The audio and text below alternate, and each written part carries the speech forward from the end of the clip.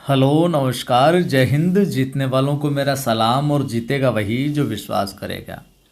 आज की कक्षा के अंदर हम बात करेंगे ग्रेड फर्स्ट के अंदर भी ये बिंदु लगता है और अन्य भर्ती परीक्षाओं हेतु भी महत्वपूर्ण है। जो सर्वोच्च न्यायालय है उसका जो गठन की कुछ प्रमुख बातें और जो शक्तियां हैं, या यूं कहें सर्वोच्च न्यायालय उसके क्षेत्राधिकार और शक्तियां जो है उनकी हम इस कक्षा के अंदर सेशन के अंदर चर्चा है जो करेंगे।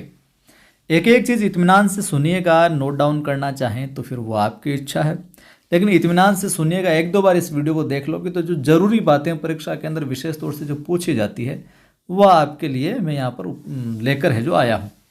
सबसे पहली बात आपको ध्यान में रखना है कि भारत के संविधान जो है भारत का, उसके भाग 5 के अध्याय 4 में अनुच्छेद 124 से लेकर 147 तक सर्वोच्च न्यायालय के गठन, उसके काम और उसकी जो अधिकार हैं, इनसे संबंधित इनसे जुड़े हुए प्रावधानों का है जो उल्लेख देखने को मिलता है।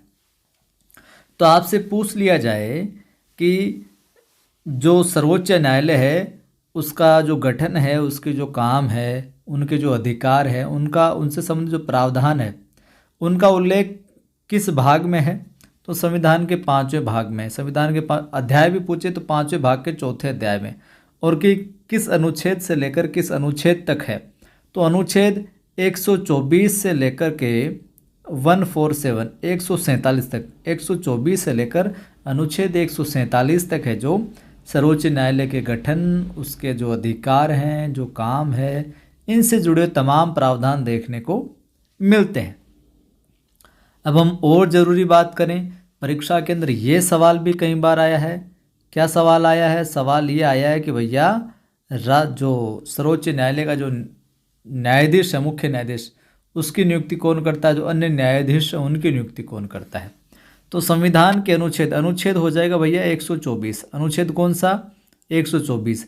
इसके अंतर्गत जो है मुख्य न्यायाधीश की जो नियुक्ति वो राष्ट्रपति करता है। मुख्य न्यायाधीश की नियुक्ति कौन करता है? राष्ट्रपति करता है। और अनुच्छेद अगर पूछ लिया जाए आर्टिकल, तो आर्टिकल है भैया 124, 124। अब आपसे पूछ लिया जाए अन्य न्यायाधीशों की नियुक्ति कौन करता है? तो भैया अन्य न्यायाधीशों की जो नियुक्ति है वो जो मुख्य न्यायाधीश है या जो मुख्य न्यायमूर्ति है उसकी सलाह से है जो राष्ट्रपति करता है। ठीक बात। तो एडवाइज मुख्य न्यायमूर्ति की ली जाएगी, राष्ट्रपति करेगा। संविधान का आगे अनुच्छेद आता है एक आर्टिकल 126। 126 के अंतर्गत मुख्य न्यायाधीश की अनुपस्थिति हो या जो असमर्थता हो उस दिन, तो उस स्थिति में राष्ट्रपति को एक कार्यकारी मुख्य न्यायाधीश की नियुक्ति का भी अधिकार है। एक कार्यकारी मुख्य न्यायाधीश है जो नियुक्त कर सकता है अगर मुख्य न्यायाधीश नहीं है। और अनुच्छेद किसके अंतर्गत अधिकार है? ये 126 के अकॉर्डिंग ये काम है जो हो सकता है। आगे देखिए, अब जो न्यायाधीश है उनकी नियुक्ति से संबंधित भी कुछ बातें हैं। तो ये अक्सर पूछ नहीं जाती है, पूछ लिए गए हैं ऐसे सवाल, लेकिन फिर भी ध्यान में रखना है आपको ये आर्टिकल ध्यान में रखना है। न्यायाधीश के रूप में अनुच्छेद 124(3), 124 के तीसरे पार्ट में नियुक्ति हेतु निम्नलिखित योग्यताएं हैं जो दी गई है कि पहली बात कि वो भारत का नागरिक हो, ये सब में लागू होती है। दूसरी बात, राष्ट्रपति की राय में, राष्ट्रपति की नज़र में वो पारंगत विधिवेता हो, विधि का जानकार हो, एक तगड़ा जानकार हो कि नहीं इसको ज्ञान है।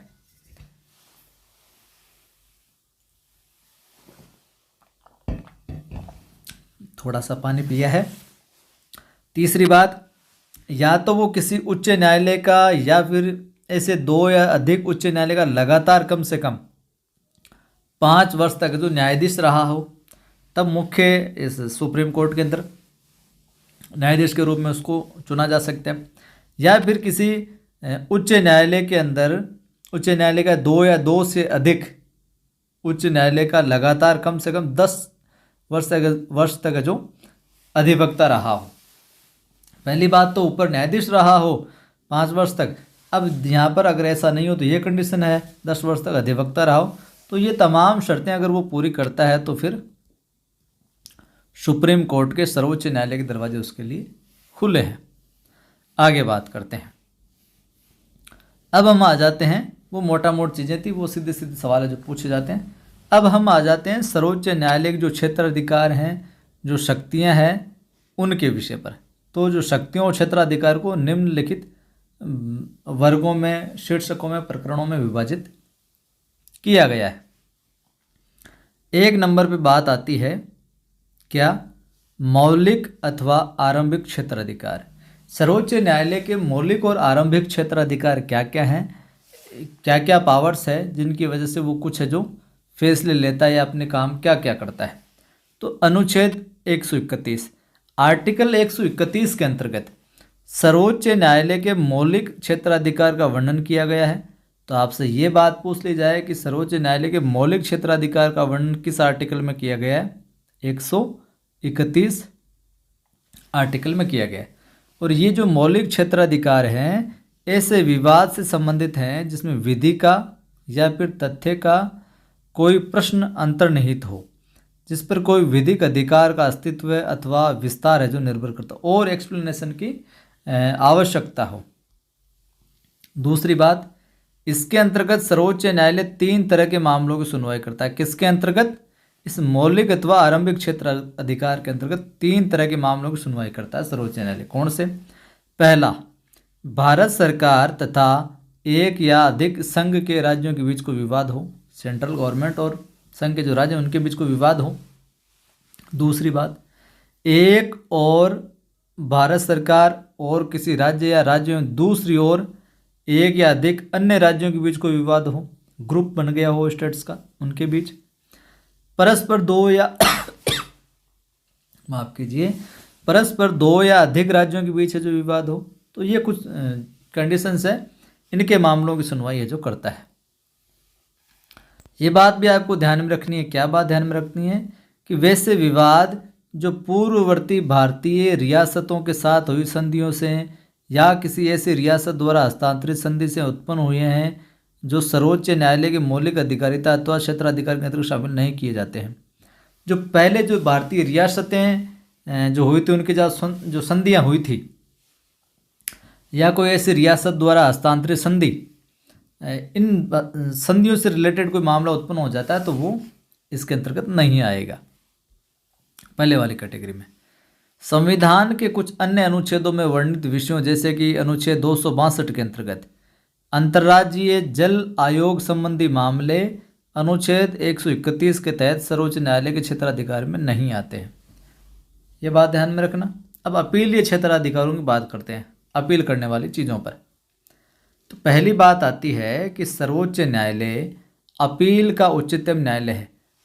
आपके नीचे वाले न्यायालयों में नहीं सुनी जाती है, तो लास्ट में टॉप पे जो ऐसा न्यायालय जो कोर्ट है वो है जो सर्वोच्च न्यायालय, वो जगह है जहाँ पर अपील का उच्चतम न्यायालय या उच्चतम शिखर है, तथा उसे उच्च न्यायालयों के निर्णयों के विरुद्ध सुनने का अधिकार है। उच्च न्यायालय होते हैं हर स्टेट के अंदर, हाई कोर्ट जो होते हैं, उनकी बातों से अगर आप संतुष्ट नहीं हो, उनके फैसले संतुष्ट नहीं हो, तो उनको लेकर आप सुप्रीम कोर्ट में जा सकते हो। उनके विरुद्ध उच्च न्यायालय के निर्णयों के विरुद्ध सुनने का अधिकार सर्वोच्च न्यायालय को है। दूसरी बात, संवैधानिक मामले, अनुच्छेद 132 ध्यान में रखना। संवैधानिक मामले में उच्च न्यायालय के किसी निर्णय पर, चाहे वह दीवानी हो यानी सिविल हो अथवा फौजदारी में से किसी भी कार्यवाही संबंधित हो, सर्वोच्च न्यायालय में अपील है जो की जा सकती है। आर्टिकल 132 में कोई भी संवैधानिक मामला हो, चाहे वो दीवानी हो चाहे फौजदारी हो, उसकी अपील है सर्वोच्च न्यायालय में है जो की जा सकती है। तीसरा बिंदु आता है अपीलीय क्षेत्राधिकार में 132 आर्टिकल, 133, 134 और 136, इनमें सर्वोच्च न्यायालय की अपीलीय अधिकारिता स्पष्ट है जो की गई है। ये पूरा ध्यान में रखना। आर्टिकल 132, 133, 134 और 136 में सुप्रीम कोर्ट की जो अपीलीय अधिकारिता है वो स्पष्ट की गई है। दीवानी मामले, अनुच्छेद 133 में उच्च न्यायालय के निर्णयों के विरुद्ध सर्वोच्च न्यायालय में अपील की जा सकती है जब उच्च न्यायालय ये प्रमाणित कर दे कि उस मामले का संबंध सार्वजनिक महत्व के किसी सार्वगर्भित कानूनी प्रश्न से है, तो भैया सुप्रीम कोर्ट में आप अपील कर सकते हो।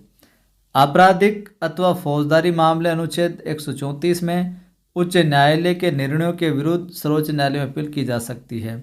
आपराधिक तो फौजदारी मामलों में जब कब की किसी अपराधी को अधीनस्थ न्यायालय ने छोड़ दिया होता अथवा अपील में उच्च न्यायालय ने उसे मृत्युदंड दिया हो तो भी आप अपील कर सकते हो सुप्रीम कोर्ट में। दूसरी क्या कंडीशन, किसी मामले को उच्च न्यायालय ने अधीनस्थ न्यायालय से हटाकर अपने पास हस्तांतरित कर लिया हो अथवा अपराधी को मृत्युदंड, कोई अधीनस्थ न्यायालय में मामला चल रहा हो, सुप्रीम कोर्ट ने अपने हाथ में लिया और अपराधी को मृत्युदंड दिया तो भी आप अपील कर सकते हो।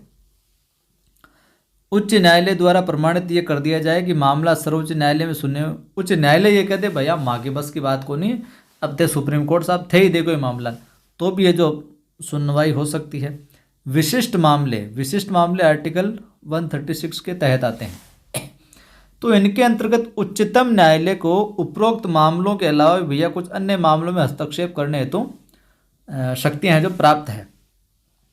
जैसे कि विशिष्ट मामलों के अंतर्गत सर्वोच्च न्यायालय के विवेक अनुसार वो अपना विवेक अनुसार ले सकता है, रेज कर सकता है मुद्दा।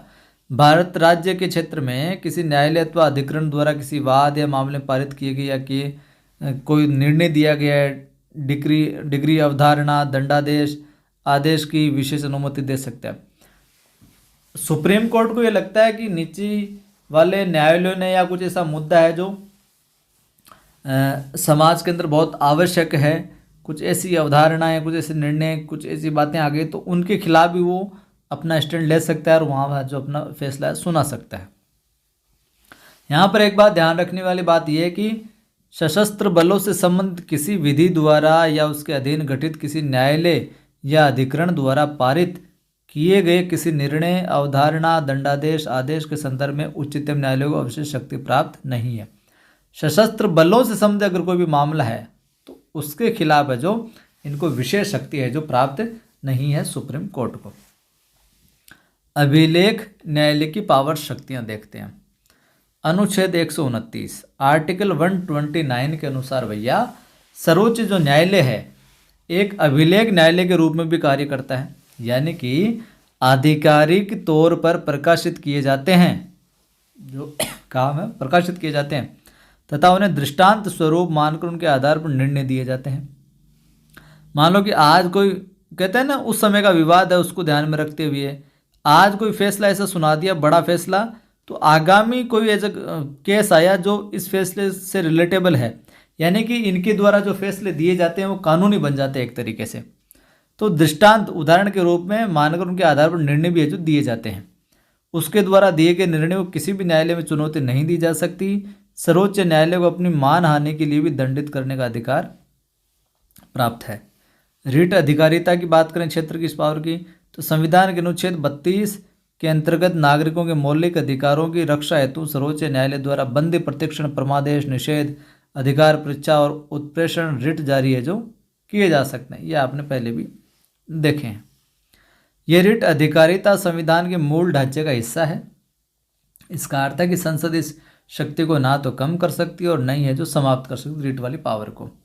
एक परामर्श सलाहकारी अधिकारिता, परामर्श देने का एडवाइस देने का भी काम है इसका। जैसे संविधान के आर्टिकल 143 के अनुसार जब कभी राष्ट्रपति को ऐसा लगे ना कि भैया जानकारी राय लेनी जरूरी है कि विधि या तथ्य संबंधित कोई ऐसा प्रश्न उठा है अथवा उठने की संभावना है तो सार्वजनिक महत्व का है अथवा जिसकी प्रकृति ऐसी है कि उस पर सर्वोच्च न्यायालय का परामर्श लेना है जो उचित होगा, कि हम सर्वोच्च न्यायालय से पूछ लें तो थोड़ा ठीक रहेगा, तो राष्ट्रपति भैया उस प्रश्न को सर्वोच्च न्यायालय के सम्मुख परामर्श हेतु है जो भेज सकता है। एक मिनट,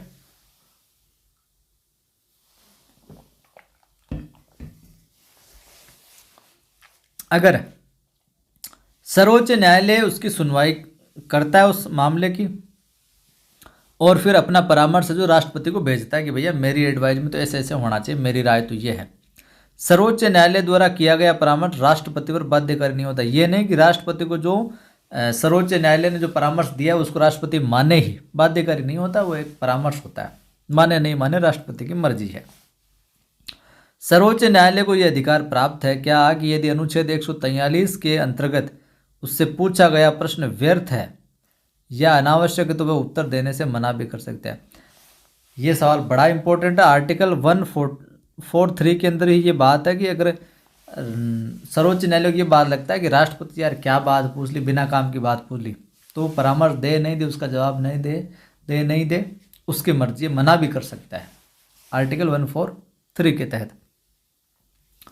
पुनरावलोकन का अधिकार अनुच्छेद 137 के अंतर्गत सर्वोच्च न्यायालय को अपने निर्णयों का पुनरावलोकन करने का भी अधिकार है। यहाँ पर कोई फैसला दे दिया तो दोबारा भी उसका अवलोकन कर सकता है, उसमें संशोधन सुधार है जो करके सुना सकता है। यदि सर्वोच्च न्यायालय को यह प्रतीत होता है कि उसके द्वारा कोई भी निर्णय दिया गया है वो किसी पक्ष के प्रति न्याय नहीं हुआ, अन्याय हो गया है, तो वह अपने निर्णय पर जो पुनर्विचार है जो कर सकता है और उसमें आवश्यक परिवर्तन संशोधन है जो कर सकता है, जैसे कि मैंने अभी आपको बताया। संविधान का संरक्षक भी होता है। कैसे? यदि कोई कानून संविधान का उल्लंघन करता है तो सर्वोच्च न्यायालय द्वारा उसे अवैध घोषित किया जा सकता है। अगली बात, संसद अथवा राज्य विधानमंडल द्वारा पारित कानून को संविधान के प्रावधानों के अनुरूप ही होना चाहिए। कोई कानून बनाए जो संविधान के अकॉर्डिंग होना चाहिए, उस पर अंकुश लगाने का काम कौन करता है? सर्वोच्च न्यायालय। अन्य पावर्स की अधिकारिताओं की अगर हम बात करें तो अनुच्छेद 137 में बात आती है। देखिए ये ऐसी चीज़ें जिनको आपको इत्मीनान से सुनना पड़ेगा, लिखना पड़ेगा, बार बार दोहराना पड़ेगा। आप सोचते हो कि एक बार में खोपड़े में बैठ जाए, ऐसा नहीं होगा। ये समझते हुए, लिखते हुए, दोहरान करके जो चीज़ें मस्तिष्क में उतारने वाली है। आर्टिकल 137 में सर्वोच्च न्यायालय को अपने निर्णयों पर पुनर्विचार करने तथा सुधार करने की शक्ति देता है। सर्वोच्च न्यायालय द्वारा जांच करने एवं उन्हें प्रमाणित करने के उपरांत ही राष्ट्रपति द्वारा संघ लोक सेवा आयोग के अध्यक्ष तथा अन्य सदस्यों को पदच्युत कर सकता है। सर्वोच्च न्यायालय जांच के बाद ही। अन्य शक्तियों में सर्वोच्च न्यायालय को संविधान की व्याख्या का अंतिम तथा पूर्ण अधिकार है। मुख्यतः अनुच्छेद 131, 132, 133 से प्राप्त होता है ये। सर्वोच्च न्यायालय को देश के सभी न्यायालयों, पंचायतों आदि का न्यायिक अधीक्षण करने की भी शक्ति देता है। देख सकता है वो। उच्च न्यायालयों में लंबित मामलों को मंगवा सकता है। सर्वोच्च न्यायालय को, सुप्रीम कोर्ट को ये लगता है ना कि भैया मामले पीछे पड़े हैं और उनके बस की बात नहीं है, तो उच्च न्यायालय में जो लंबित मामले हैं उनको मंगवा सकता है, उसका निपटारा कर सकता है तथा एक उच्च न्यायालय से दूसरे में स्थानांतरित भी कर सकता है कि इस सुप्रीम कोर्ट से, इस हाई कोर्ट से कुछ नहीं हो रहा, चलो यहाँ पर भेजो, वहाँ पर भी भेज सकता है। राष्ट्रपति तथा उपराष्ट्रपति के निर्वाचन के संबंध में यदि कोई विवाद उत्पन्न होता है तो उसका निपटान करने की शक्ति सिर्फ सर्वोच्च न्यायालय के पास ये जो होती है। तो ये था न्यायालय से संबंधित जो उसकी संगठन है, शक्तियाँ हैं, मुख्य बातें। अच्छा लगा सेशन तो फिर लाइक करो, सभी दोस्तों को शेयर करो। पहली बार देखने वाले साथी चैनल को सब्सक्राइब कर बेल आइकन क्लिक कर लो ताकि हर वीडियो की सूचना मिलती रहे। अपनी एप्लीकेशन का लिंक डिस्क्रिप्शन में मिल जाएगा। बाकी प्ले स्टोर पर सर्च करो आप नवसृजन क्लासेज, इस नाम से अपनी एप्लीकेशन है। यहाँ पर फ्री कॉर्नर में जाकर फ्री जो टेस्ट है, फ्री मटेरियल, वहाँ जाकर टेस्ट भी दे सकते हो। फ्री टेस्ट डालता रहता हूँ मैं। फर्स्ट ग्रेड हिंदी का कोर्स चल रहा है, सुपर 100 पे जुड़कर अपनी तैयारी को और बेहतर बना सकते हो। टेलीग्राम चैनल का लिंक भी डिस्क्रिप्शन में मिल जाएगा। नवसृजन क्लासेज नाम से टेलीग्राम चैनल है, ज्वाइन कीजिए, जुड़े रहिए, जोड़ते रहिए। हमारा प्रयास आपको श्रेष्ठ देने का, आप भी प्रयास कीजिए अपने इस परिवार को, चैनल को और आगे बढ़ाने का। फिर मिलता हूँ।